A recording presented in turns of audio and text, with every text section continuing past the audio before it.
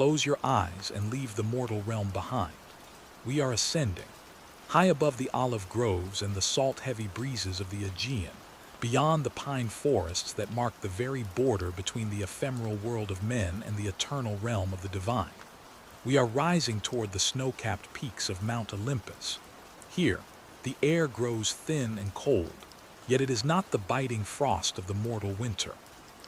It is the aether, the shining bright upper air of heaven, crystalline and pure, untouched by the decay of the earth below.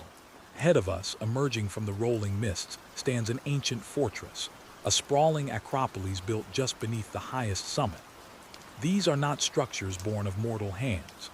They are built of smooth, immortal stone, resting securely upon immense foundations of dark, oxidized bronze. A quiet hum vibrates through the mountain rock, the latent energy of 1,000 ages settling into the twilight. We approach the grand threshold. Towering before us are the great heavenly gates, forged of solid gold. They are not guarded by soldiers of flesh and bone, but by the Houri, the primordial goddesses of the seasons and the natural order of time. They stand in silent, statuesque vigil, their forms draped in heavy, dark linens that barely stir in the windless altitude. With a sound like deep, shifting tectonic plates, the Houri open the gates of cloud and gold. We step through, leaving the harsh winds behind. We have entered a realm that Homer himself described as ever unchanging, an abode unshaken by gales, untouched by snow, existing in a perpetual, cloudless radiance. Yet tonight, a subtle shift is occurring. A heavy, dark academia hue settles over the stone. The gold paves the sprawling courtyard before us, dulling to a deep, burnished umber as the evening shadows stretch long across the floor. The cloistered courtyard is vast and entirely empty. The great assembly of the earth, river, and sea deities has long since departed for their own domains. The silence is absolute, save for a faint, rhythmic ticking. Moving slowly across the golden pavement are the automatons.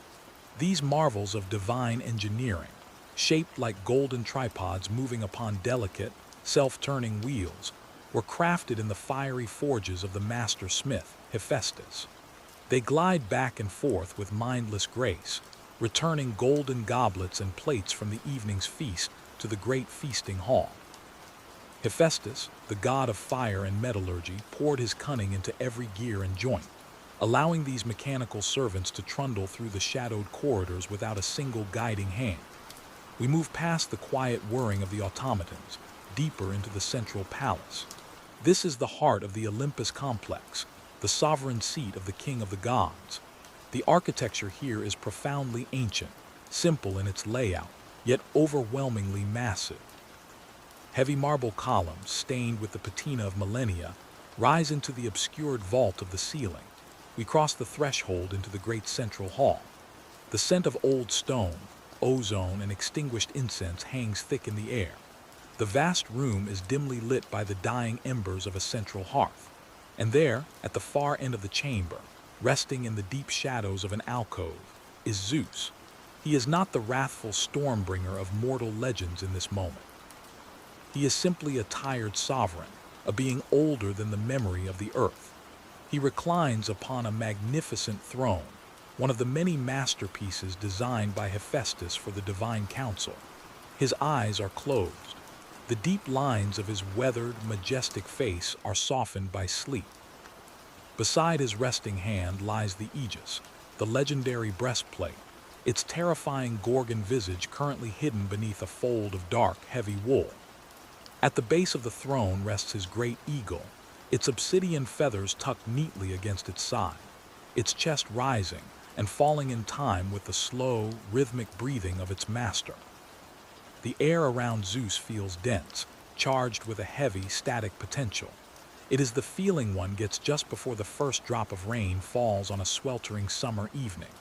Though the skies directly above Olympus remain clear, the mortal world below is changing.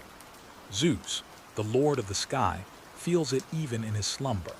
A low, resonant rumble vibrates through the bronze foundations of the palace.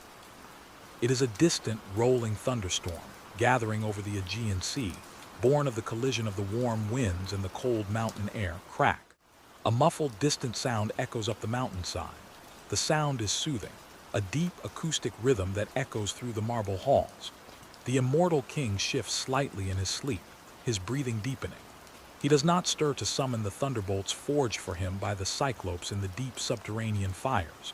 Tonight, he simply lets the storm be. He lets the heavy clouds gather at the borders of his domain, acting as a thick gray blanket over the sleeping world below. The air grows cooler. A fine mist, the very edge of the storm's breath, drifts past the golden gates and settles lightly against the ancient stone of the courtyard.